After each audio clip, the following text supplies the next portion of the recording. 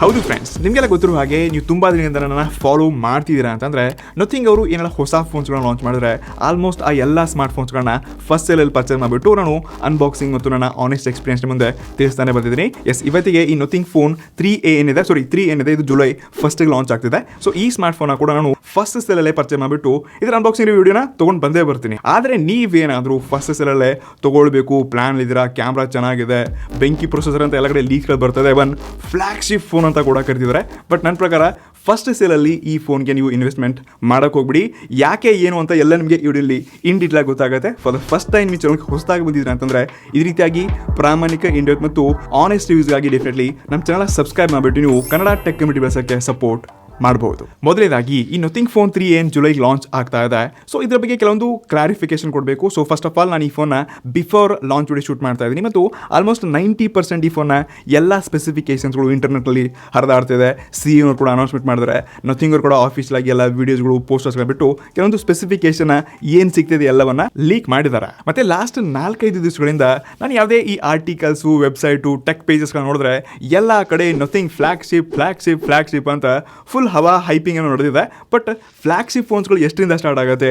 60, 70, 80 ಸಾವಿರ ಮೇಲೆಲ್ಲ ನಾವು ಫ್ಲಾಗ್ಶಿಪ್ ಫೋನ್ಸ್ ಅಂತ ಕರಿತೀವಿ. ಬಟ್ ಇವರು ಫ್ಲಾಗ್ಶಿಪ್ ಅಂತ ಹವಾ ಮಾಡ್ತಿದ್ರು ಅಂದರೆ ಇದು 60 ಸಾವಿರಕ್ಕೆ ಬರುತ್ತಾ, 70 ಸಾವಿರಕ್ಕೆ ಬರುತ್ತಪ್ಪ ಅಂತ ನಾನು ಗಾಬರಿ ಆಗ್ತಿದ್ದೀನಿ. ಬಿಕಾಸ್ ಇವರೆಲ್ಲ 20,000, 25,000 ಇದೇ ಬಜೆಟಲ್ಲಿ ಫೋನ್ಸ್ಗಳನ್ನ ಲಾಂಚ್ ಮಾಡಿದ್ರೆ ಇವಾಗ ಸಡನ್ಲಿ 60-70 ಸಾವಿರ ಫೋನ್ ಅಂದರೆ ಜನ ಹೇಗೆ ನಂಬ್ತಾರೆ, ಹೇಗೆ ಫೋನ್ಸ್ ಇನ್ವೆಸ್ಟ್ಮೆಂಟ್ ಮಾಡ್ತಾರೆ? ಎನಿವೆ ಈ ಫೋನ್ 50,000 ರೂಪಾಯಿಗೆ ಬರುತ್ತಪ್ಪ, 45,000 ರೂಪಾಯಿಗೆ ಲಾಂಚ್ ಆಗುತ್ತೆ ಅಂತ ಅನ್ಕೊಂಡ್ರೆ, ಸೊ ಇದರಿಂದ ಚಿಪ್ಸೆಟ್ ಲೀಕ್ಸ್ಗಳ ಪ್ರಕಾರ ಅಂದರೆ ಆಫೀಸಲ್ಲಿ ಸಿಕ್ಕಿದೆ. ಇವಾಗ ಸ್ನ್ಯಾಪ್ಡ್ರ್ಯಾಗನ್ 8s Gen 4 ಚಿಪ್ಸೆಟ್ ಕೊಡ್ತಿದ್ದಾರೆ. ಸೊ ಈ ಚಿಪ್ಸೆಟ್ಟು ನಾವು ರೀಸೆಂಟ್ಲಿನೇ 30,000 ಬಜೆಟ್ ಲಾಂಚ್ ಆಗಿರುವಂಥ ಪೋಕೋ F7 ಆಗಲಿ, ಐಕ್ಯೂ Neo 10 ಆಗಲಿ ಈ ಫೋನ್ಸ್ಗಳು ಕೂಡ ಇದೆ ಸ್ನ್ಯಾಪ್ಡ್ರ್ಯಾಗನ್ 8s Gen 3 ಚಿಪ್ಸೆಟ್ ಕೊಡ್ತಿದ್ದಾರೆ. ಸೊ ನೋಡಿ ಇಲ್ಲಿ ಚಿಪ್ಸೆಟ್ ಖರಾಬ್ ಆಗಿದೆ, ಕೆಟ್ಟದಾಗಿದೆ ಅಂತ ಹೇಳ್ತಿಲ್ಲ. ಸೊ ಇದು ಕೂಡ 2 ಮಿಲಿಯನ್ ಪ್ಲಸ್ ಅಂತ ಸ್ಕೋರೊಂದಿಗೆ ಆ ಬಜೆಟಲ್ಲಿ ಇದೊಂದು ಬೆಂಕಿ ಚಿಪ್ಸೆಟ್. ಬಟ್ ನಥಿಂಗ್ ಅವರು ಫ್ಲಾಗ್ಶಿಪ್ ಫೋನ್ ಅಂತ ಹೇಳ್ಬಿಟ್ಟು ಯಾವುದೋ 8 Elite ಆಗಲಿ, ಸ್ನ್ಯಾಪ್ಡ್ರ್ಯಾಗನ್ 8 Gen 4ಗಿಂತ ಪವರ್ಫುಲ್ ಯಾವುದಾದ್ರು ಚಿಪ್ಸೆಟ್ ತೊಗೊಂಡು ಬರ್ತಾರಪ್ಪ ಅನ್ಕೊಂಡ್ರೆ ಇವರು ಮತ್ತೆ ಅದೇ 30,000 ಬಜೆಟಲ್ಲಿರುವಂಥ ಚಿಪ್ಸೆಟ್ ಹಾಕ್ಬಿಟ್ಟು ಇದಕ್ಕೆ ಫ್ಲಾಗ್ಶಿಪ್ ಅಂತ ಹೈಲೈಟ್ ಮಾಡ್ತಿದ್ದಾರೆ. ಬಟ್ ಈ ಫೋನ್ ಏನಾದರೂ ನಥಿಂಗ್ ಅವ್ರು ಏನಾದರೂ ಸ್ವಲ್ಪ ಯುನೀಕ್ ಮಾಡಿಬಿಟ್ಟು ಬರೋಬ್ಬರಿ ಬಜೆಟ್ 45ರಿಂದ 47, 48 ಅಂಡರ್ 50K ಆಗಿದ್ದು ಮಾರ್ಕೆಟ್ಲಿ ವಿತ್ ಆಫರ್ ಅಂತ ಏನಾದರೂ ಹವಾ ಕೊಟ್ಟು ಎಂಟ್ರಿ ಕೊಡ್ತಪ್ಪ ಅಂದರೆ ಡೆಫಿನೆಟ್ಲಿ ಈ ಫೋನ್ ಅಂತ ಅದರ ಕ್ಯಾಮ್ರಾ ಫೀಚರ್ಸ್ ಆಗಲಿ, ಡಿಸೈನ್ ಫೀಚರ್ಸ್ ಆಗಲಿ, ಇವರ OS ಫೀಚರ್ ಅಂತಿಗೆ ಡೆಫಿನೆಟ್ಲಿ ಹಿಟ್ ಆಗುತ್ತೆ. ಬಟ್ 50,000 ಎಲ್ಲೋ ಸ್ವಲ್ಪ ಈ ಸ್ಪೆಸಿಫಿಕೇಶನ್ ನೋಡ್ಕೊಂಡಾಗ ಜಾಸ್ತಿ ಆಗ್ತಿದೆಯಪ್ಪ ಅಂತ ಅನಿಸಿದೆ. ಬಟ್ ಯಾವಾಗ ಈ ಫೋನ್ನ OS ಫೀಚರ್ಸ್ಗಳು ಮತ್ತು ಇವರ ಅಪ್ಡೇಟ್ಸ್ಗಳನ್ನ ನೋಡ್ಕೊಂಡಾಗ ನಥಿಂಗಲ್ಲಿ ತುಂಬ ಬ್ರ್ಯಾಂಡ್ ವ್ಯಾಲ್ಯೂಂದಿಗೆ ಒಂದು ಒಳ್ಳೆ ಪ್ರೀಮಿಯಂ ಎಕ್ಸ್ಪೀರಿಯನ್ಸ್ ತಮ್ಮ ಬಜೆಟ್ ಫೋನ್ಸ್ಗಳು ಕೂಡ ಕೊಡ್ತಾ ಬಂದಿದೆ. ಫ್ಲಾಗ್ಶಿಪ್ಪಲ್ಲಿ ಏನಾದರೂ ವಿಶೇಷವಾಗಿ ಇದ್ದೇ ಇರುತ್ತೆ. ಇದರಲ್ಲಿ ಲೀಕ್ಸ್ ಪ್ರಕಾರ ನಥಿಂಗ್ ಅವರ ಹೊಸ ಅಪ್ಡೇಟೆಡ್ 3.5 OSನ ಕೊಡಲಿದ್ದಾರಂತೆ. ತುಂಬ ಅನಿಮೇಷನ್ಸ್ಗಳೆಲ್ಲ ಅಪ್ಗ್ರೇಡ್ ಆಗಲಿದೆ. ಜೊತೆಗೆ 5+7 ಇಯರ್ಸ್ನ OS ಅಪ್ಡೇಟ್ ಗ್ಯಾರಂಟಿ ಕೂಡ ಆಫೀಸ್ಲಾಗಿ CEOನೇ ಕನ್ಫರ್ಮ್ ಮಾಡಿದ್ದಾರೆ. ಮತ್ತು ಗೇಮಿಂಗಲ್ಲಿ ಕೂಡ ಅಷ್ಟೇ ಆಯಿತಾ, ಲಾಸ್ಟ್ ಈ CMF phone 2 Pro under 20K ಬಜೆಟಲ್ಲಿ 120 FPS gaming support ಇತ್ತು. ಅದು ಆಫ್ಟರ್ ಅಪ್ಡೇಟ್ ಇನ್ನು ಈ 50, 60, 70 ಸಾವಿರ ಫೋನಲ್ಲಿ ಕೂಡ ಡೆಫಿನೆಟ್ಲಿ ನಿಮಗೆ 120 FPS ಗೇಮಿಂಗ್ ಸಪೋರ್ಟ್ ಇರುತ್ತೆ. ಇಲ್ಲಿ ಒಳ್ಳೆ ಕ್ವಾಲಿಟಿ ಎಕ್ಸ್ಪೀರಿಯನ್ಸ್ ಕೂಡ ಸಿಗುತ್ತೆ. ಇದರಲ್ಲಿ ಯಾವುದೇ ಡೌಟ್ ಇಲ್ಲ. ಇನ್ನು ಸ್ಟೋರೇಜಲ್ಲಿ ಕೂಡ ಅಷ್ಟೇ ಫ್ಲಾಗ್ಶಿಪ್ ಫೀಚರ್ಸ್ನ ಕೊಡಿದ್ರೆ LPDDR5X RAM ಒಂದಿಗೆ UFS 4.1 ಸ್ಟೋರೇಜ್ ಆಪ್ಷನ್ ಕೊಡಿದ್ರೆ. ಇಲ್ಲಿ ಕಂಜ್ಯೂಸ್ ಇಲ್ಲ, ಬಟ್ ಪ್ರೊಸೆಸರ್ ನನಗೆ ಸ್ವಲ್ಪ 50-60 ರೂಪಾಯಿದಲ್ಲಿ ಕಮ್ಮಿ ಫೀಲ್ ಅನಿಸ್ತಿದೆ. ಇನ್ನು ನೆಕ್ಸ್ಟ್ ಯಾವಾಗ ಐಫೋನ್ ಅಂತ ಡಿಸ್ಪ್ಲೇಗೆ ಬರ್ತೀವಿ, ಇಲ್ಲಿ ಯಾವುದೇ ಆಫಿಷಿಯಲ್ ಕನ್ಫರ್ಮೇಷನ್ಸ್ಗಳಿಲ್ಲ. ಬಟ್ ಲೀಕ್ಸ್ಗಳ ಪ್ರಕಾರ ಇಲ್ಲಿ ಸೇಮ್ ಅದೇ 6.7 ಸೀರೀಸ್ನ ಇಂಚಸ್ ಅಂತ ಈ OLED ಡಿಸ್ಪ್ಲೇನ ಕೊಡ್ತಿದ್ದಾರೆ. ಇದು 120 Hzಗೆ ಸಪೋರ್ಟ್ ಕೂಡ ಆಗುತ್ತೆ. ಮತ್ತು ಬ್ರೈಟ್ನೆಸ್ಸಲ್ಲಿ 1800 Hzನ ಹೈ ಬ್ರೈಟ್ನೆಸ್ ಮೋಡೋನಲ್ಲಿ ಆಪ್ಷನ್ ನೋಡೋಕ್ಕೆ ಸಿಗಲಿದೆ ಅಂತ.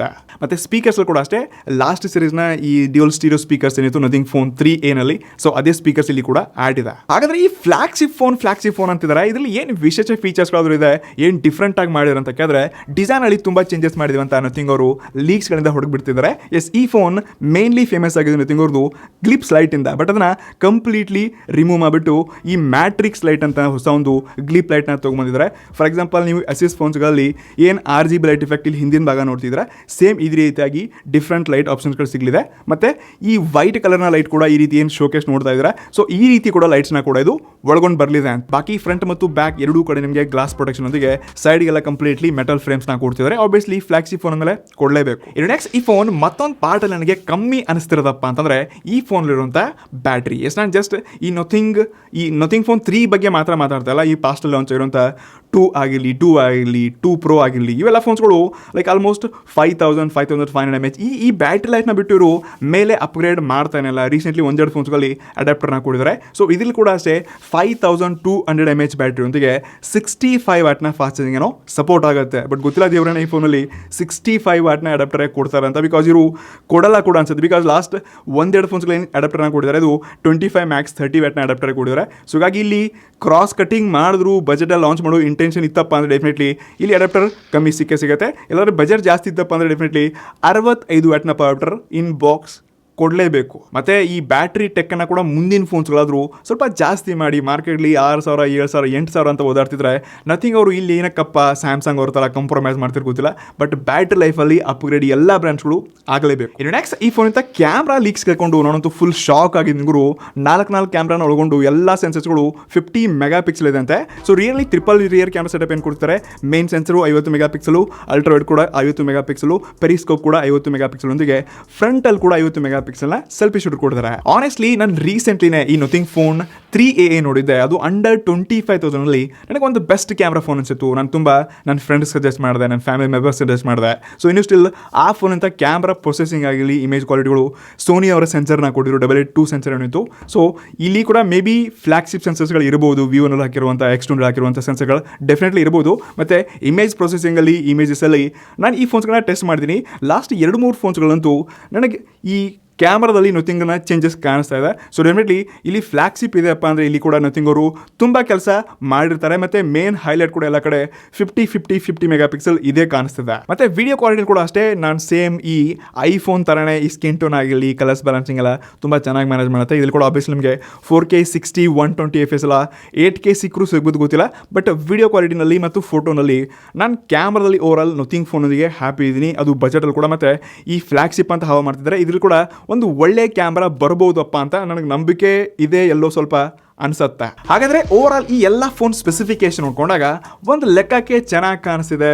ಮತ್ತು ನಾನು ಫಸ್ಟ್ ಅಲ್ಲಿ ಪರ್ಚೇಸ್ ಮಾಡ್ತಾ ಇದ್ದೀನಿ, ಮತ್ತು ನಿಮ್ಗೆ ಏನಕ್ಕೆ ಮಾಡಿಬಿಡಿಯಪ್ಪ ಹೇಳ್ತಿದ್ದೀನಿ ಅಂತಂದರೆ ಫಸ್ಟ್ ಆಫ್ ಆಲ್ ಇಲ್ಲಿ ಮಲ್ಟಿಪಲ್ ರೀಸನ್ಸ್ಗಳಿದೆ. ಮೊದಲಾಗಿದ್ರು ಫ್ಲಾಗ್ಶಿಪ್ ಅಂತ ಹೇಳ್ತಿದ್ದಾರೆ. ಗೊತ್ತಿಲ್ಲ, ಇದು 50,000 ರೂಪಾಯಿಗಳು ಲಾಂಚ್ ಆಗ್ಬೋದು, ಅಥವಾ 55, 60, 70 ಕೂಡ ಲಾಂಚ್ ಆಗ್ಬೋದು. ಸೊ ಇಲ್ಲಿ ದುಡ್ಡು ಜಾಸ್ತಿ ಕೊಡ್ತಿದ್ದೀರಾ ಅಂತಂದರೆ ಸ್ವಲ್ಪ ವೇಟ್ ಮಾಡಿ, ರಿವ್ಯೂಸ್ ಎಲ್ಲ ನೋಡಿ. ಫಸ್ಟ್ ಸೆಲ್ಲಲ್ಲಿ ಹೈಪ್ ಮಾಡಿಬಿಟ್ಟು 2,000 ರೂಪಾಯಿ ಕಮ್ಮಿ ಸಿಗುತ್ತೆ ಅಂತ ಹೇಳ್ಬಿಟ್ಟು ಫಸ್ಟ್ ಸೆಲ್ಲಲ್ಲಿ ನೀವು ಡೈರೆಕ್ಟ್ಲಿ ಇನ್ವೆಸ್ಟ್ಮೆಂಟ್ ಮಾಡೋದಕ್ಕಿಂತ ಎರಡನೇ ಆಪ್ಷನ್ ಆಗಿ ನಿಮಗೆ ವಿವೋನವರ X200 FE ಕೂಡ ಬರ್ತಿದೆ. ಇದು ಮಾರ್ಕೆಟಲ್ಲಿ ಒನ್ ಆಫ್ ದ ಬಜೆಟಲ್ಲಿ ಬೆಂಕಿ ಕ್ಯಾಮ್ರಾ ಮತ್ತು ಪರ್ಫಾರ್ಮೆನ್ಸಲ್ಲಿ ಬೀಟ್ ಹೊಡೆಯೋಕ್ಕೆ OnePlus 13s ಕೂಡ ಹೆವಿ ಟಕ್ಕರ್ ಕೊಟ್ಟಿದೆ. ಮತ್ತು ಇದು ಕೂಡ ಅಂಡರ್ 50K ಬಜೆಟಲ್ಲೇ ಲಾಂಚ್ ಆಗಲಿದೆ. ಇದು ವಿವೋ ಟೀಸರ್ ಕೂಡ ರಿಲೀಸ್ ಮಾಡಿದ್ರೆ ನೆಕ್ಸ್ಟ್ ಒಂದು 10-15 ಡೇಸಲ್ಲಿ ಈ ಫೋನ್ ಕೂಡ ಲಾಂಚ್ ಆಗೇ ಆಗುತ್ತೆ. ಸೊ ಡೆಫಿನೆಟ್ಲಿ ಈ ಫೋನ್ಸ್ಗೂ ವೇಟ್ ಮಾಡಿ, ಅಥವಾ ನಥಿಂಗ್ ಫೋನ್ 3 ಬಗ್ಗೆ ನಾನು ಪರ್ಚೇಸ್ ಮಾಡಿದ್ರ ಬಗ್ಗೆ ಒಂದು ರಿವ್ಯೂ ತೊಗೊಂಡು ಬರೋಕ್ಕೆ ಟ್ರೈ ಮಾಡ್ತೀನಿ. ಸೊ ಫಸ್ಟ್ ಸೆಲ್ ಒಂದನ್ನು ಸ್ಕಿಪ್ ಮಾಡಿಬಿಟ್ಟು ರಿವ್ಯೂ ವಿಡಿಯೋಸ್ಗಳನ್ನ ನೋಡಿಬಿಟ್ಟು ನೀವು ಫೋನ್ಸ್ಗಳನ್ನ ಚೂಸ್ ಮಾಡ್ಕೊಳ್ಳಿ. ಹಾಗಾದರೆ ನಿಮಗೆ ಏನು ಅನಿಸುತ್ತೆ? ನಥಿಂಗ್ ಅವರು 45-50Kಗೆ ಈ ಫೋನ್ ಲಾಂಚ್ ಮಾಡಿದ್ರೆ ಈ ಬೆಲೆಗೆ ವರ್ತ್ ಇದೆಯಾ? ಇದನ್ನು ಕಮೆಂಟ್ ಮಾಡಿ. ಅಥವಾ 60,000-70,000 ರೂಪಾಯಿ ಲಾಂಚ್ ಮಾಡಿದ್ರು ನಿಮಗೆ ಏನು ಫೀಡ್ಬ್ಯಾಕ್ಸ್ಗಳಿದೆ? ಇವರು ಜಸ್ಟ್ 4-5 ಫೋನ್ಸ್ಗಳನ್ನ ಲಾಂಚ್ ಮಾಡಿಬಿಟ್ಟು ಇವಾಗ ಡೈರೆಕ್ಟ್ಲಿ ಫ್ಲಾಗ್ಶಿಪ್ 60,000-70,000 ರೂಪಾಯಿ ಫೋನ್ ಲಾಂಚ್ ಮಾಡ್ತಿದ್ದಾರೆ. ಸೊ ನೀವೇನು ಈ ಬ್ರ್ಯಾಂಡ್ಗೆ ಫೀಡ್ಬ್ಯಾಕ್ ಕೊಡೋಕ್ಕೆ ಇಷ್ಟಪಡ್ತೀರಾ? ಡೆಫಿನೆಟ್ಲಿ ಕೆಳಗಡೆ ಕಮೆಂಟ್ ಮಾಡಿ. ಬಟ್ ಬಜೆಟಲ್ಲಿ ಇವರು ಒಳ್ಳೆ ಕೆಲಸ ಮಾಡ್ತಿದ್ದಾರೆ, ಇನ್ನಷ್ಟು ಒಳ್ಳೆ ಫೋನ್ಸ್ಗಳನ್ನ ತೊಗೊಂಡ್ಬನ್ನಿ. ಬಟ್ ಫ್ಲಾಗ್ಶಿಪ್ಪಲ್ಲಿ ಯಾಕೋ ನನಗೆ ಈ ಫೋನ ಫಸ್ಟ್ ಸೆಲ್ಲಲ್ಲಿ ನಾನು 60,000 ರೂಪಾಯಿ ಲಾಂಚ್ ಅಂದರೆ ಹೇಗೆ ಇಷ್ಟೊಂದು ದುಡ್ಡು ಹೇಗೆ ಇನ್ವೆಸ್ಟ್ಮೆಂಟ್ ಮಾಡಿ ಪರ್ಚೇಸ್ ಮಾಡಿ ರೀಸೇಲ್ ಮಾಡಿ ಲಫಡಾಗ ಉಂಟಾಗುತ್ತೆ. ನನಗೂ ಸ್ವಲ್ಪ ಎಲ್ಲೋ ಭಯ ಆಗ್ತಿದೆ. ಬಟ್ ಫಾರ್ ಶೋರ್ 100% ನಾನು ಈ ಫೋನ ಪರ್ಚೇಸ್ ಮಾಡಿ ಅನ್ಬಾಕ್ಸ್ ಮಾಡ್ತೀನಿ. ಸಿಗೋಣ ಮುಂದಿನ ಇಂಟ್ರೆಸ್ಟಿಂಗ್, ಆನೆಸ್ಟ್ ಮತ್ತು ಇಂಡಿಯಾ 3 ಜೊತೆಗೆ. ಎರಡು ಗೈಸ್ ನೆಕ್ಸ್ಟ್ ಮಂತ್. ನಮಸ್ಕಾರ.